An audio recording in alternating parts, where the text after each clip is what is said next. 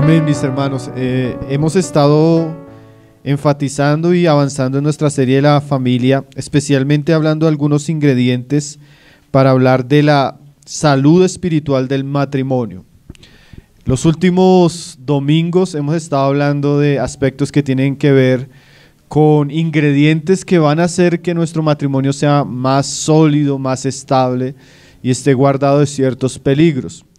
El último domingo hablamos del peligro en el matrimonio acerca de la fornicación y el adulterio. Ya prácticamente estamos terminando nuestra serie, pero es inevitable hablar algunos temas que, aunque son difíciles, tristes y un poco penosos compartirlos por causa de la naturaleza del hombre, por causa de la dureza del corazón del hombre y su pecado, que a veces también se manifiesta en el ambiente de la iglesia. Hoy vamos a hablar acerca del divorcio. Nosotros tenemos que tener una perspectiva bíblica de este asunto. La Biblia habla, como acabamos de leer, Jesús habló sobre estos temas, y aunque, como decimos, es supremamente penoso, ciertamente en el camino rumbo a la ciudad celestial nos vamos a encontrar con esas tragedias. Entonces nosotros tenemos que tener una posición bíblica acerca de lo que el Señor habla en relación a esto. Amén. Entonces hoy vamos a hablar un poco de lo que sería la visión bíblica acerca del divorcio. ¿Por qué vamos a hablar de esto? Por ejemplo, desde el 2014 aquí en Colombia aumentaron los divorcios un 40%. Nosotros vivimos en una ciudad como Bogotá, donde la tasa de divorcio es del 50%. O sea, de cada 2 matrimonios que se están celebrando hoy en una ceremonia, uno de esos va a fracasar, y posiblemente va a fracasar en sus primeros 3 años. Entonces las estadísticas son tan altas que definitivamente necesitamos considerar eso. En Estados Unidos la tasa de matrimonios es del 50%, de divorcios es del 50%, y entre cristianos, por estadísticas, algunos grupos llegan a decir que es del 35%. Entonces la iglesia en un sentido no se diferencia mucho del mundo, sin contar que más de la mitad de las familias actualmente en un país como Colombia son familias no integrales. ¿En qué sentido? Papá con unos hijos, mamá con hijos de otro o de otra relación. O sea, el 50% de nuestros jóvenes y niños van a crecer con uno de sus 2 padres ausentes. Esas estadísticas, además de ser números, generan una sociedad totalmente desestabilizada, generan una juventud y unos niños sin las figuras saludables del papá y la mamá en el hogar, desbordando esto en una gran cantidad de problemas morales, espirituales, familiares y sociales. Entonces tratar este asunto no es simplemente llegar a un punto por satisfacer nuestra curiosidad intelectual. Definitivamente necesitamos ver qué piensa Dios de estos asuntos, qué ha dicho Dios de estos asuntos, y como iglesia qué debemos creer según lo que nuestro Señor Jesús ha dicho. Amén, mis hermanos. Entonces, bueno, comenzamos con el pasaje de Mateo, donde claramente se nos muestra que a la respuesta de los que querían tentar al Señor Jesús, el Señor responde claramente. Dice ahí Mateo 19, verso 3, vamos a leerlo. Dice: entonces vinieron a él los fariseos tentándole y diciéndole: ¿es lícito al hombre repudiar a su mujer por cualquier causa? O sea, la pregunta era esta: ¿es lícito que un hombre repudie, pero en el contexto del repudio significa carta de divorcio, a su mujer por cualquier causa? Entonces la primera respuesta del Señor en relación a esto es la siguiente. Él respondiendo les dijo: ¿no habéis leído que el que los hizo al principio varón y hembra los hizo? Y dijo: por esto el hombre dejará padre y madre y se unirá a su mujer, y los 2 serán una sola carne. Así que no son ya más 2, sino una sola carne. Por tanto, lo que Dios juntó, no lo separe el hombre. Entonces el matrimonio es una institución que no estableció la sociedad, la estableció Dios. Esa frase, lo que Dios juntó, no significa literalmente que el Señor trajo a Pepito y juntó a Pepita para que ellos fueran un matrimonio. Lo que significa literalmente es que la institución sagrada del matrimonio la creó y la estableció Dios. Porque hay algunos que dicen, mi hermano, yo puedo divorciarme porque ahí dice lo que Dios juntó, y a mí no me juntó Dios con esa mujer. Yo me la encontré en una discoteca, entonces ahí Dios no está involucrado. Entonces, ¿puedo divorciarme? No, mi querido hermano. Cuando dice lo que Dios juntó, quiere decir que Dios estableció el matrimonio. Y todo hombre y toda mujer, aunque no lo sepan, cuando ellos se unen en el pacto sagrado del matrimonio, lo están haciendo delante del Dios que estableció esa realidad. Amén. Entonces, en primera instancia, lo que podemos decir, según lo que responde el Señor, es que Dios no aprueba el divorcio. Es más, hay un pasaje, por ejemplo, ahí en el libro de Malaquías, capítulo 2, verso 16, muy conocido, que dice lo siguiente: porque Jehová, Dios de Israel, ha dicho, mire lo que ha dicho Jehová nuestro Dios, que Él aborrece el repudio o el divorcio, y al que cubre de iniquidad su vestido, dice Jehová de los ejércitos.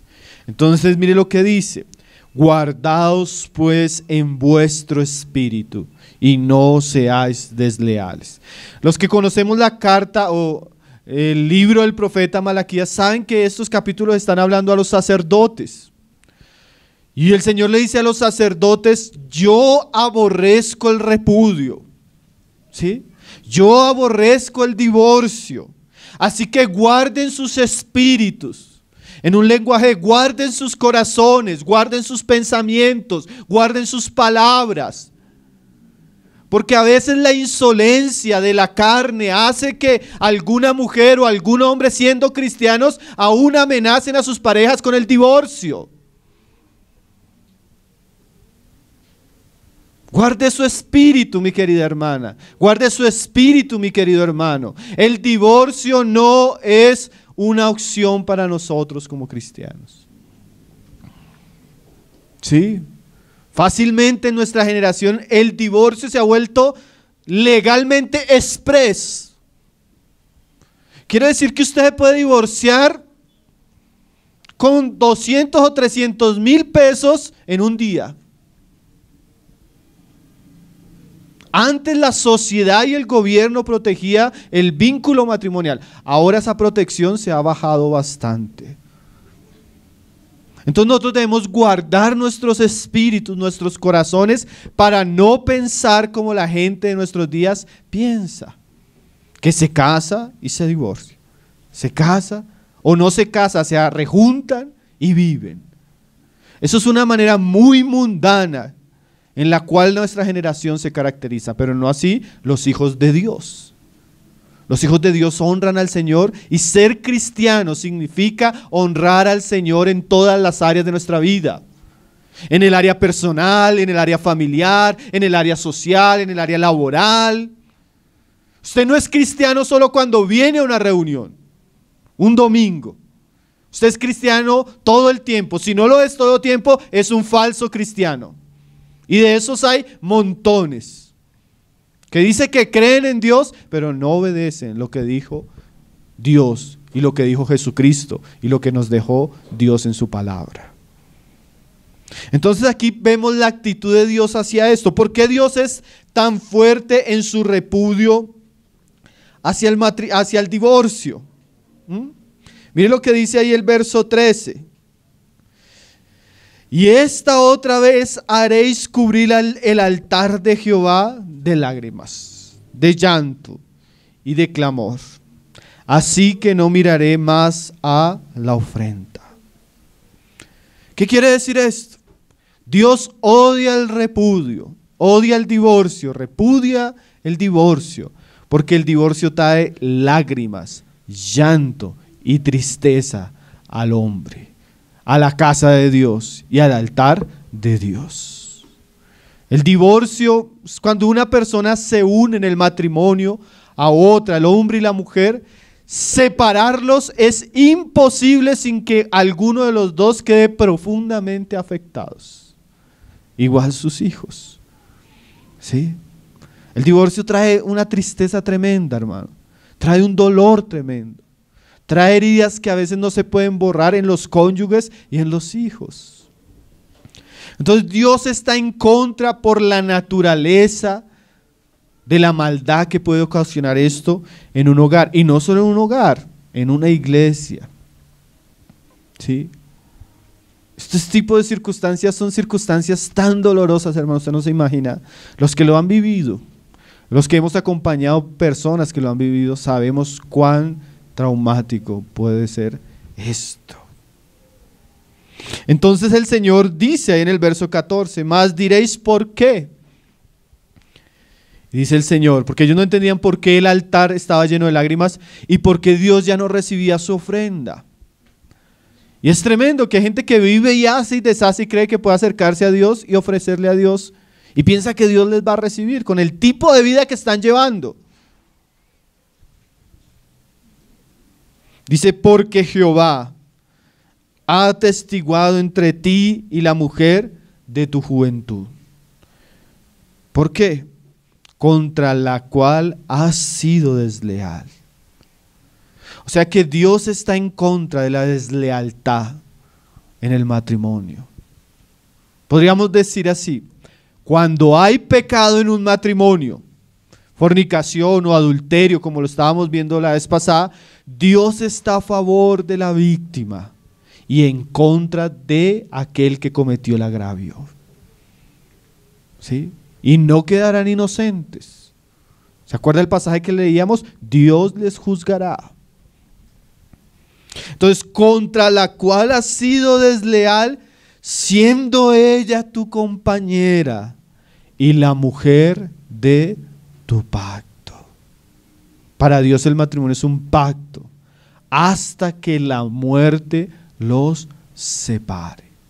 Lo que unió Dios, que no lo separe el hombre, ni la sociedad, hermanos, ni las leyes de una nación tienen el derecho para establecer lo que Dios hizo para toda la vida, volverlo algo temporal y reciclable. ¿Sí?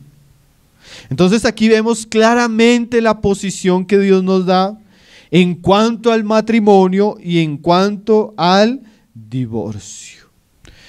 La única manera legítima, y estas son palabras que son importantes usted entenderla, la única manera legítima, sin pecado, para que un matrimonio sea disuelto es la muerte. Sí, la palabra enseña claramente así. La mujer está ligada por la ley mientras su marido vive. ¿Sí? Pero si su marido muriere, ¿qué? Libres para casarse con quien quiera, con tal que sea en el Señor. Dice Pablo ahí en 1 Corintios 7:39. Entonces, la única manera legítima, sin pecado, para que una pareja se separe, es la muerte de uno de los dos. Ahí ya la persona queda libre para volverse a casar, sin ningún tipo de problema. Ahora, nosotros vamos a hablar de dos excepciones que se encuentran en la palabra, pero excepciones que incluyen ciertos agravantes o características, o podríamos decir excepciones donde hay pecado. ¿Sí? Por eso decíamos ahorita, la única manera de disolver el matrimonio legítimamente y sin pecado es la muerte. Ahora, vamos a volver a Mateo, donde nos encontramos dos pasajes donde el Señor enseña que hay una excepción, pero por una causa. Y esa causa es el pecado. ¿Qué pecado y en qué causales Dios permite que la persona agraviada o inocente pueda tomar el divorcio sin ella ser culpable delante de Dios. Vamos a leerlo. Amén. Dice Mateo 5, verso 31. Primer pasaje, el segundo está en Mateo 19, donde lo leíamos ahorita. Dice, también fue dicho, cualquiera que repudia a su mujer, dele carta de divorcio. Eso lo decía Moisés. Pero yo os digo que el que repudia a su mujer, a no ser por causa de fornicación, hace que ella adultere, y el que se casa con la repudiada comete adulterio. Entonces, aquí ya Jesús comienza a mencionar, en el conocido Sermón del Monte, que el divorcio por cualquier causa es pecado. O sea que si una pareja y se divorció por cualquier causa, y esa pareja al desintegrar su matrimonio se vuelven a unir en una nueva relación, esa pareja está adulterando. O sea, Dios no aprueba el nuevo matrimonio. Pero también en lo que está diciendo el pasaje, nos dice una excepción. ¿Cuál es la excepción? A no ser por causa de fornicación. Vamos a ir al siguiente pasaje donde se nos habla también la excepción que el Señor nombra ahí. Mateo 19, verso 7. Porque cuando el Señor responde que lo que Dios juntó no lo separen los hombres, los judíos le vuelven a replicar haciendo otra pregunta. En el verso 7 dice, le dijeron entonces, ¿por qué pues mandó Moisés dar carta de divorcio y repudiarla? O sea, ellos le están diciendo, bueno, pero si el matrimonio es para toda la vida, entonces ¿por qué Moisés permitía que hubiera carta de divorcio y se repudiara en algunos casos? La ley tiene eso. Usted va a leer en Deuteronomio que Moisés permitía dar carta de divorcio y por eso ellos lo practicaban. Ahora el Señor nos va a aclarar por qué. Él les dijo, por la dureza de vuestro corazón. O sea, no es algo que Dios quisiera, sino es una causal o una circunstancia que el Señor permite porque el Señor conoce la dureza de los corazones. El Señor conoce el pecado del hombre. El Señor conoce cuán fácilmente el hombre en su dureza va a ir por ciertos caminos sin importarle nada. Y nosotros podríamos decir, aunque no quisiéramos hablar de divorcio, nosotros sabemos que nos vamos a enfrentar a eso por la dureza y la necedad de los corazones. ¿Cuántos hombres y mujeres tal vez aquí presentes que han escuchado domingo tras domingo enseñanzas y todavía siguen peleando? Todavía siguen teniendo problemas. Todavía sigue siendo ella insumisa. Todavía él sigue siendo duro de corazón. Así somos nosotros. Y Dios conoce nuestra maldad. Y Dios conoce que necesita trabajar profundamente con nosotros. No es simplemente escuchar enseñanzas. Él sabe que aunque tengamos muchas advertencias, tal vez algunos van a osar pecar contra sus propias almas. ¿Sí? Lastimosamente esa es la experiencia del pueblo de Dios en la Biblia, en la historia y a veces entre nosotros. Entonces dice el Señor, por la dureza de vuestro corazón, Moisés os permitió repudiar a vuestras mujeres, mas al principio no fue así. O sea, al principio y la voluntad de Dios no fue eso. Dios lo permite por causa de la dureza. Ahora el Señor va a aclarar lo que Moisés dijo.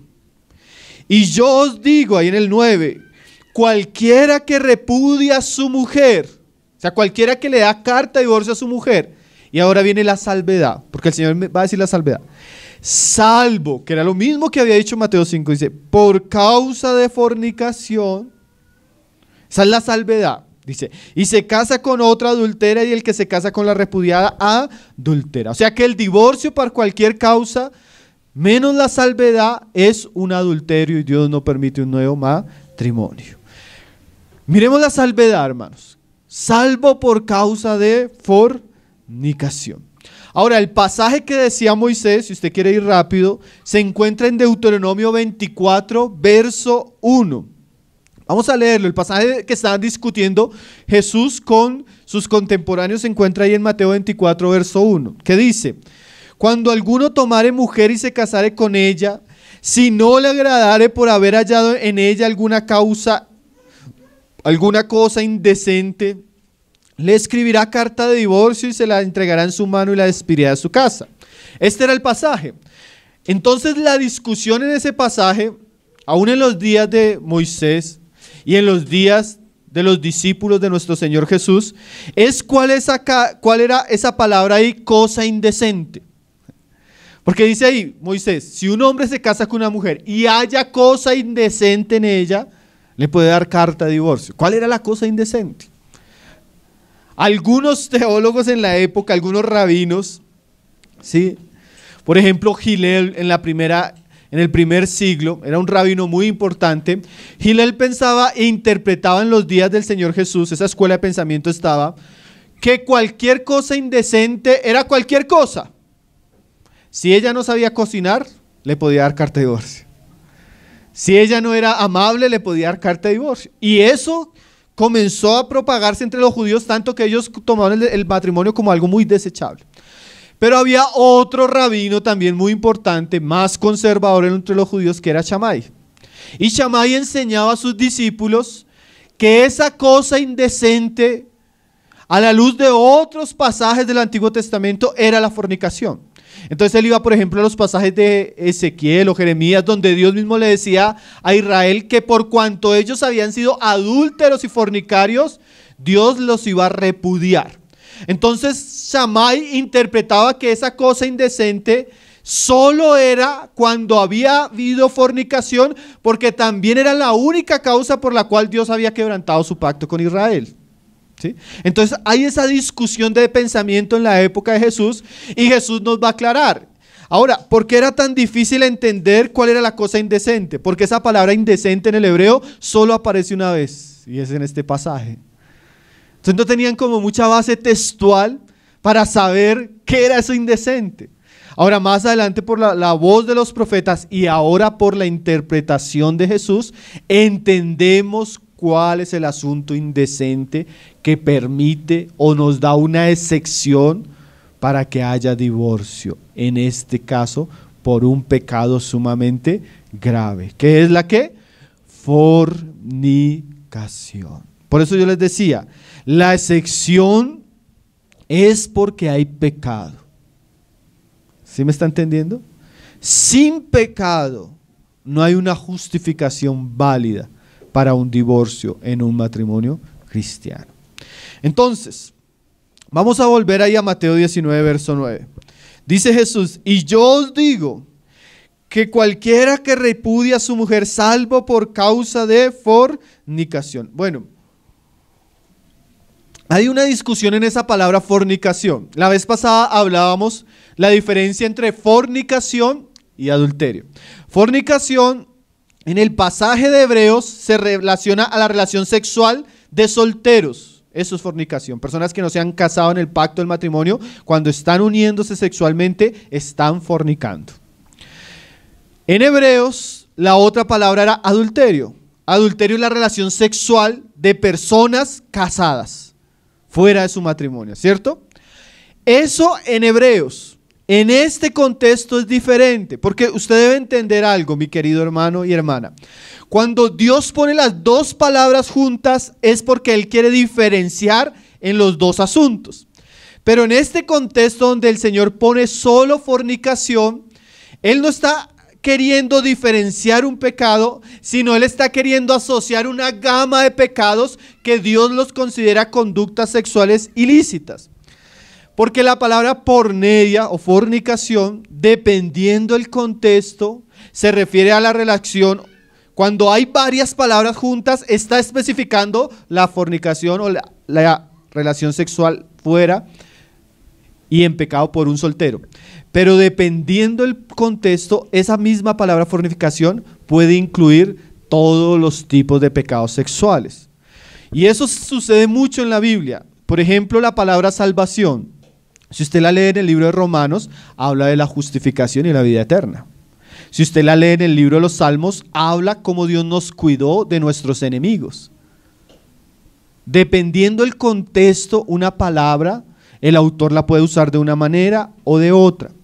En este contexto, el Señor usa esta palabra fornicación para referirse a una gran variedad de pecados sexuales.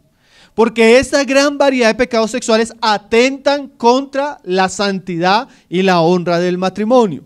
Ya vamos a ver el pasaje que nos explica un poco eso. ¿Por qué estoy explicando todos estos asuntos?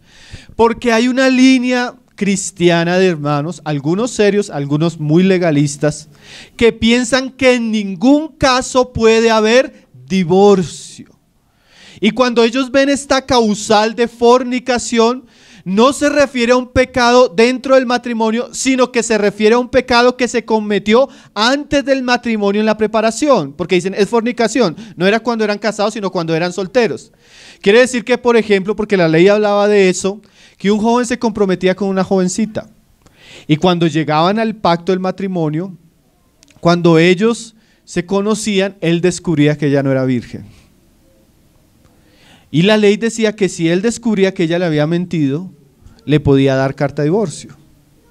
Porque para el judío y también para el cristiano, como lo vamos a estudiar más adelante, el compromiso del noviazgo o del cortejo bíblico es tan serio como el matrimonio. Entonces hay una línea de hermanos que dicen, no, mi hermano, eso habla del pecado antes del matrimonio. Pero aquí no está hablando de esa realidad, aunque esa realidad existe. Existe en el contexto judío, existe en la ley. Aquí está hablando, como decíamos, de una gama de pecados. ¿Cuáles pecados? Y recuerden que esta gama de pecados son los que son una excepción para que pueda haber divorcio. Vamos a ir al pasaje, Levítico 18, donde se nos muestra todo lo que es porneia, o todo lo que son pecados sexuales que pueden atentar contra el matrimonio, porque no solo el adulterio sería una variedad de esos pecados sexuales. El adulterio sería que alguna de las dos partes pecare de tal manera que le fuera infiel sexualmente a su esposo. Eso sería adulterio. Pero el adulterio no es la única excepción. Hay una gama de pecados sexuales que son la cláusula para que una persona pueda tomar la decisión sin pecar delante de Dios, por el agravio que sufrió de romper su pacto matrimonial con aquel que pecó. ¿Cuáles son? Así resumidas cuentas, 18:20. Adulterio, ¿qué sería este? No tendrás acto carnal con la mujer de tu prójimo, contaminándote con ello. Ese es uno de los pecados que se incluyen entre la palabra porneia o fornicación. Otro, 18:22, no te echarás con varón como con mujer. Pecados o actos homosexuales. Otra palabra incluida en porneia. Otro, 18:23, ni con animal tendrás ayuntamiento. Perversiones con animales. Usted ve que la palabra porneia incluye una gama de pecados sexuales aborrecibles, que son y le dan legitimidad a una persona de tomar la decisión de acabar con su matrimonio. En los versículos anteriores usted va a encontrar las relaciones incestuosas. Por ejemplo, el 11, la desnudez de la hija de la mujer de tu padre engendrada de tu padre, tu hermana es, su desnudez no descubrirás. También las relaciones incestuosas sexuales son tan serias, son tan graves y están incluidas en esa palabra que se llama porneia o fornicación. Entonces, cuando Jesús dice, no es lícito que le des carta de divorcio a tu mujer, a no ser que por porneia, hay una serie de pecados sexuales que están incluidos en esa palabra, no solo antes del matrimonio, como lo sería fornicación en el caso cuando es la práctica del soltero, sino hay una serie de pecados. Entonces, por ejemplo, mis hermanos, son palabras fuertes, mi hermano, pero estas cosas suceden por la dureza, la oscuridad y el pecado del hombre. ¿Sí? Una mujer encuentra que su esposo está abusando de uno de sus hijos. Incesto. Esa mujer tiene toda la autoridad. Es más, nosotros la animaríamos claramente a que rompa con el pacto matrimonial y denuncie a su marido. Una mujer o un hombre encuentra que su pareja está teniendo actos homosexuales, actos con animales. Hay otra lista, actos con muertos. Esas, como el adulterio, son pecados tan graves, tan serios, que atentan tanto contra la dignidad del matrimonio, contra nuestro cónyuge, que el Señor permite, por causa de la gravedad de este pecado, que la persona víctima de esta realidad pueda dar carta de divorcio. ¿Está entendiendo esto? Esto es muy serio, ¿no, hermanos? Muy fuerte. Entonces, volvemos ahí a Mateo 19, verso 9. Y yo os digo, usted puede leer todo el capítulo de Levítico 18, simplemente enumeré para resumir. Dice, y yo os digo, 19:9, que cualquiera que repudia a su mujer, salvo por causa de fornicación. Entonces aquí esa palabra fornicación incluye lo que estábamos diciendo, no solo incluye el pecado del soltero, puede incluir un jovencito, una jovencita, se comprometieron para casarse en medio de la iglesia y uno de los dos se entera que el otro cayó en fornicación. Él puede divorciarse. El pecado del soltero también puede ser, no divorciarse, él puede quebrantar el compromiso de matrimonio. ¿Sí? Pero aquí la palabra incluye una gama de pecados groseros, grotescos y sumamente destructivos. Imagínese cómo queda la dignidad de un hombre que entera que su mujer le está siendo infiel con otro hombre. ¿Sí? ¿Cómo queda la dignidad de un hombre si se entera, o de una mujer si se entera que el hombre pues cae en los pecados que ya hemos enumerado? Es un asunto tan grave, hermano, y tan serio, que es la causal que el Señor dejó para que pueda haber divorcio. Claro, es por pecado, ¿no? Ahora, la excepción, mis hermanos, no quiere decir norma. ¿Qué quiere decir eso? En un matrimonio, cuando hay una infidelidad y hay pecado sexual, no necesariamente quiere decir que se deba quebrantar el pacto y dar carta de divorcio. Nosotros sabemos que el perdón y la misericordia puede restaurar un matrimonio que pasa por esa calamidad. ¿Sí? Es una excepción, no norma. ¿Dónde debería aplicarse la excepción? Cuando hay adulterio, por ejemplo, pero no hay arrepentimiento. Entonces ella le fue infiel a él. Y él, en su amor, en querer guardar su hogar, sus hijos, la perdona. Pero la sinvergüenza le vuelve a ser infiel. Y él la vuelve a perdonar. Pero otra vez le vuelve a ser infiel. O sea, ella nunca se arrepintió. ¿Sí? Ahí en ese caso, donde realmente no hay arrepentimiento, no hay un cambio, el cristiano puede tomar la decisión de darle carta de divorcio a esa persona. Yo no creo, hermano, yo creo que se tortura el corazón de muchos cristianos cuando los profetas llegan a las iglesias y le dice: el Señor va a restaurar tu matrimonio.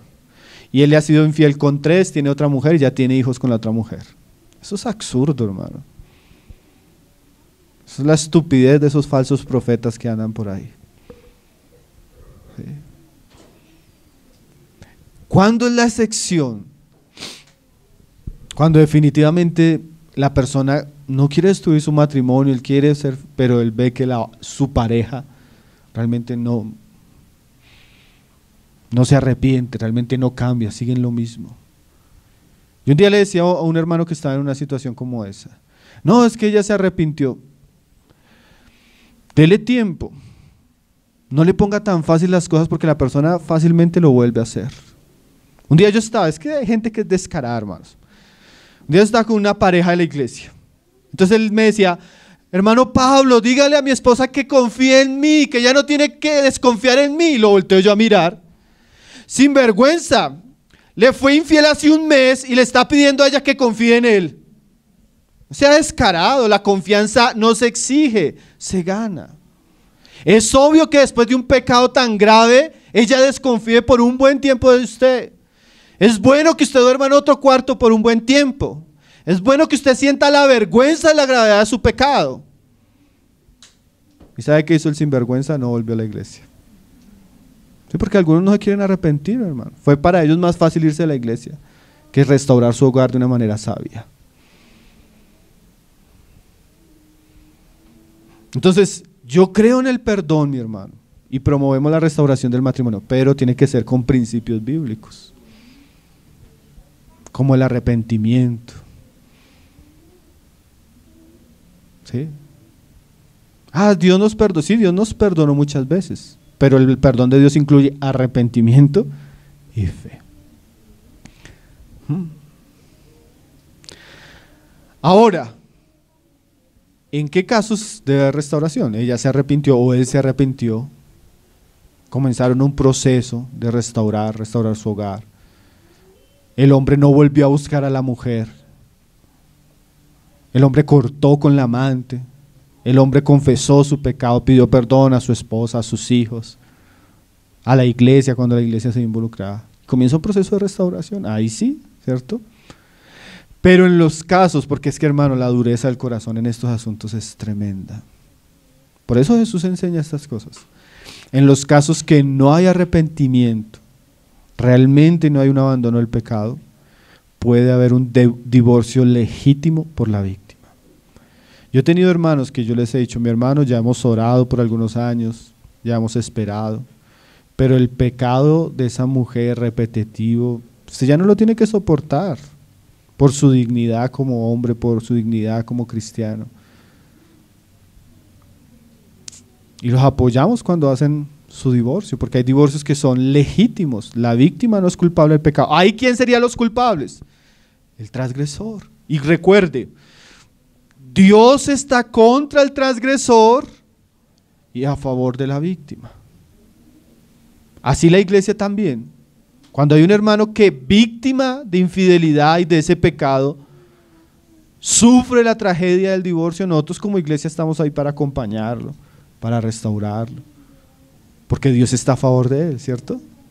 Pero de la misma manera, a un hombre o mujer que deliberadamente por su matrimonio acabe, por su pecado, acabe con su matrimonio, también va a encontrar que nosotros vamos a estar en contra.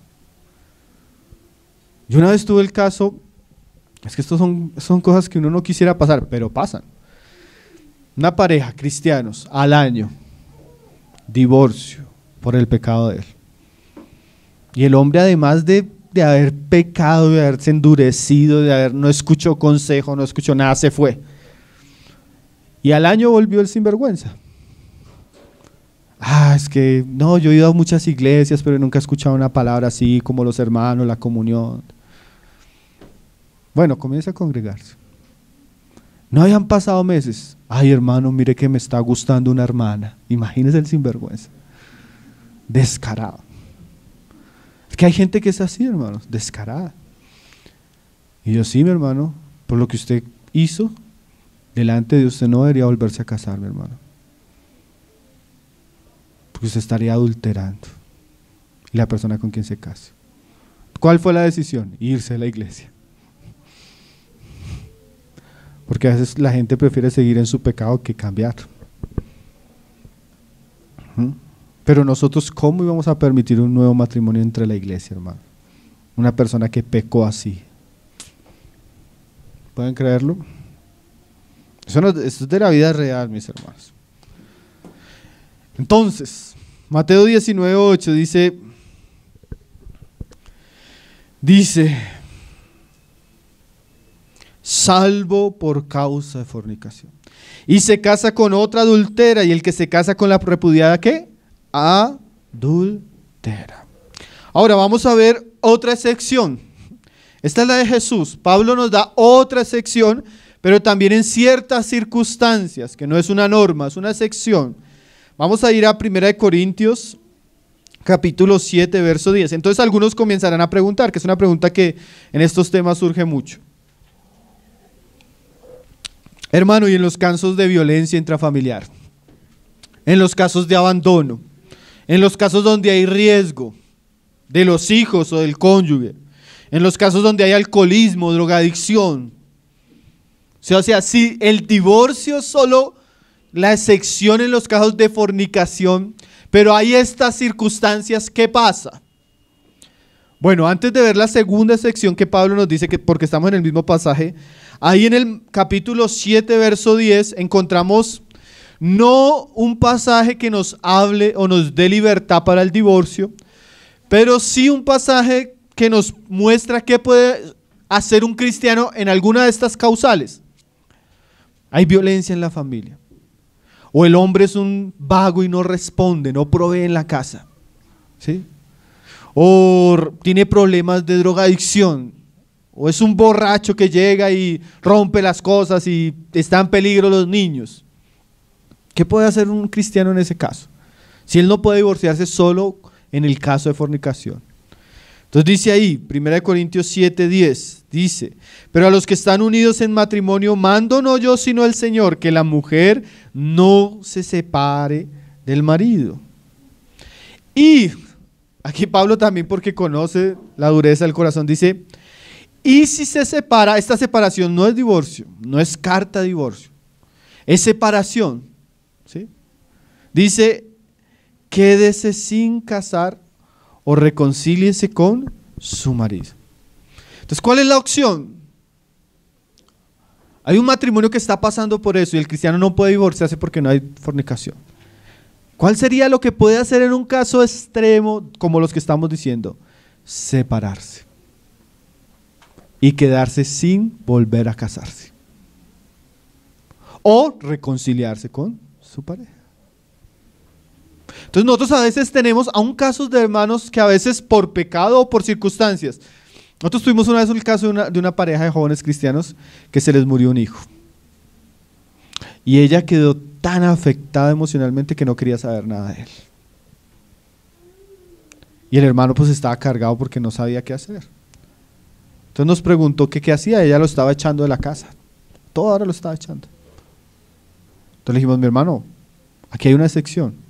Sepárese por un tiempo mientras ella se tranquiliza, mientras el Señor obra en su corazón, y procure ganarle otra vez el corazón, ganarse el corazón de ella, y reconcíliense.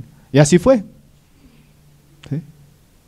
O el caso de una hermana, que el hombre, como por ejemplo, es un borracho, es abusivo y le golpea. ¿Qué debo hacer, hermano? Denúncielo.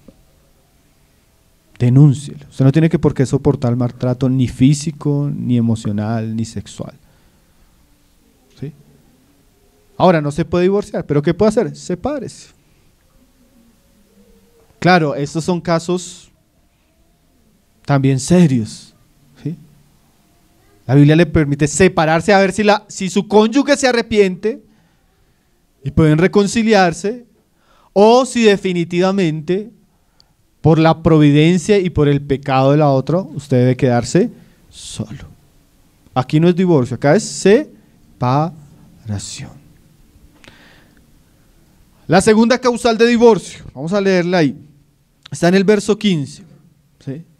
La segunda causal es la siguiente: un cristiano, a la luz de este pasaje, se puede divorciar solo cuando está casado con un incrédulo y es el incrédulo el que toma la decisión de divorciarse. Dice ahí: pero si el incrédulo se separa, sepárese, pues no está el hermano o la hermana sujeta a servidumbre en semejante caso, sino que a paz nos llamó Dios. Ahora, el contexto es un poco diferente. Nosotros sabemos que en la época del Señor Jesús y de los apóstoles, cuando usted se volvía cristiano y usted por lo menos era de una comunidad judía, usted iba a ser perseguido. A usted no le iban a dejar entrar en el templo, usted no iba a poder volver a la sinagoga, usted no podía participar de ningún tipo de los rituales religiosos por ser cristiano. Y en muchos casos las mujeres cristianas eran sacadas de su casa y repudiadas por ser cristianas. ¿Sí? Entonces Pablo conoce ese contexto porque muchas hermanas y seguramente hermanos en la iglesia, por causa de su conversión, se les dio carta de divorcio sin que ellos fueran culpables. Entonces Pablo le está diciendo a ese grupo de hermanos, mire hermano, si el incrédulo toma tal decisión y él quebranta el pacto matrimonial, el pecado recae sobre el incrédulo y usted es libre. ¿Está entendiendo la segunda sección? No es porque el cristiano está buscando ese camino, sino porque es muy probable que el incrédulo, pues como no tiene temor de Dios, pueda tomar ese camino y hoy en día se permite. Nosotros tuvimos el caso de una hermana que el hombre que se divorcia y se divorcia y se divorcia y se divorcia y ella sufra y yo le dije, mi hermana, tal vez Dios en su misericordia la está librando de ese hombre malo. El pecado del divorcio recae sobre él. Usted es libre y tenga paz para seguir al Señor. Ahora, en estas 12 secciones donde creemos que no hay pecado de la víctima en el caso de fornicación, ni hay pecado del cristiano abandonado en el caso de 1 Corintios 7, como el divorcio es legítimo y no hubo pecado de la parte, también creemos que puede haber nuevo matrimonio. ¿Sí? O sea, cristiano que su pareja le fue infiel, no se arrepintió y él por causa de lo que enseña la palabra se divorcia. Es un cristiano que puede volverse a casar. Su matrimonio primero no fue acabado por su pecado, sino al contrario, fue víctima de pecado. Y lo mismo puede suceder en el segundo caso. ¿Por qué? Porque el pasaje de Deuteronomio no discutía acerca del divorcio. La discusión no era la discusión en cuanto al nuevo matrimonio, sino al divorcio. Porque los judíos entendían que un divorcio legítimo permitía un matrimonio nuevo legítimo. Ahora, usted debe estar acá sentado diciendo, y entonces yo que me casé y me divorcié. Yo he estado en ciudades, hermano, donde comparto esto y después llega uno de los ancianos de la iglesia, uno de los pastores. Mi hermano, y entonces que yo tengo 3 matrimonios, 7 hijos, por ahí en la Guajira, en la costa que son así, 2 con esta, 2 con esta, 2 con esta, y ahora estoy con esta y tengo un hijo. Claro, estos principios aplican a personas que son cristianas, desde el tiempo que son, ¿qué? Cristianos. Antes, todo lo que usted hizo antes de encontrarse con Cristo es contado como los pecados de ignorancia. ¿Sí? Entonces, ¿yo qué le dije, por ejemplo, a ese hermano? Porque la Biblia dice que de la manera que él llegó, así quédese. O sea, él ya llegó con un nuevo hogar, con nuevos hijos. ¿Cómo le vamos a hacer destruir este hogar para que vuelva a cuál? Si ya es que tuvo 3 mujeres. ¿Sí? ¿Ahí usted qué le aconsejaría?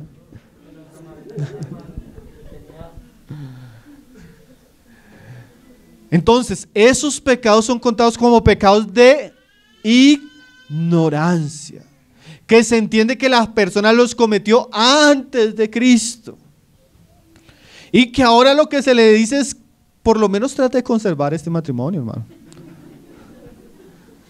Pida perdón a todas esas mujeres, pídale perdón a sus hijos por lo que hizo en el pasado, por todo el daño, cambie su vida.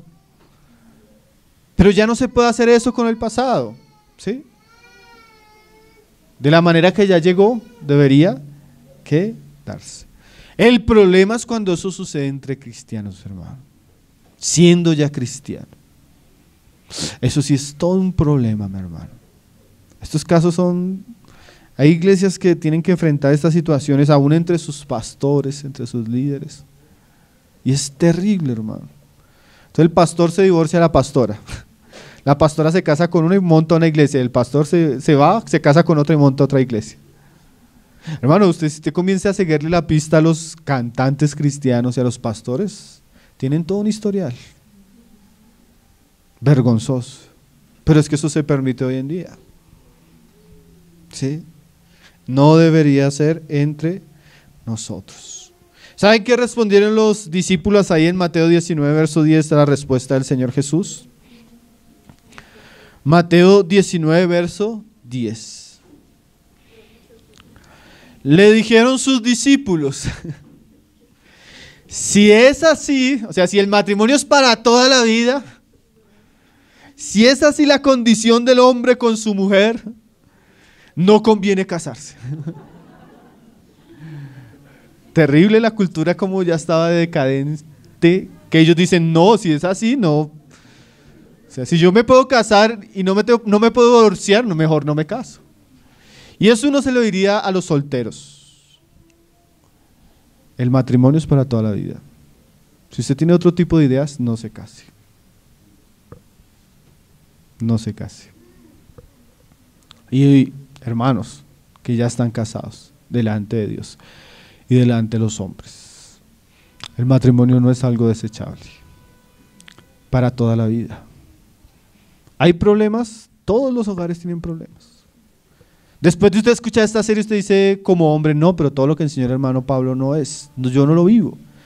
Pero nosotros no estamos enseñando algo como si ya lo hubiéramos alcanzado, sino estamos poniendo objetivos para que usted como hombre crezca y madure hacia eso. Lo mismo la mujer. Yo sé que hay muchas mujeres acá que son insumisas, contenciosas y rebeldes. Pero lo que se habló de la mujer es para que usted mire eso como un objetivo y crezca hacia eso. Porque todos los hogares van a tener dificultades. Hay aflicciones en la carne, hay problemas. Ahora, muchas veces son cosas pequeñas que se podrían solucionar con una buena consejería, con oración, con humildad, con perdón, con amor, con diálogo. Y si usted como matrimonio está teniendo problemas, busque ayuda. Busque ayuda entre los hermanos, busque consejería, lea libros que alimenten su hogar, ¿sí? Ahora también, si usted está en alguno de los aspectos difíciles y graves que hoy estamos tratando, cada caso es un caso también, mis hermanos. Entonces, a veces, acá en el púlpito uno traza los principios y los mandamientos que el Señor dice, pero cada caso es un caso. Usted tiene la bendición, mire hermano. Yo le podría mostrar mi correo y los correos de la página. Los hermanos que nos ayudan con la página saben. Diariamente, hermano. Yo no le estoy mintiendo. Diariamente, hermano Pablo, queremos escribirles porque necesitamos recibir consejería. Mi matrimonio está pasando esto. Hermanos, ¿y sabe qué nos toca hacer con la tristeza de nuestro corazón? A esos correos. Archivar, porque sería una irresponsabilidad nosotros dar una consejería a personas que no conocemos por internet. Pero usted tiene la bendición de estar en una iglesia local, usted tiene la bendición de estar en la comunión, usted puede acercarse, usted puede recibir consejo, usted puede recibir ayuda a los hermanos, usted no está solo, ¿sí? A la gente que solo le gusta seguir grandes predicadores en internet, cuando vienen los problemas, los grandes predicadores no van a ir a su casa. Usted hace parte de una familia en la iglesia. Usted puede recibir ayuda, consejo, instrucción entre los hermanos, para que eso que sucede en muchos lugares no suceda en su vida ni en su hogar. Amén, mis hermanos. El Señor nos ayude en estos temas, el Señor nos libre que eso suceda en muchos lugares, pero no suceda entre nosotros.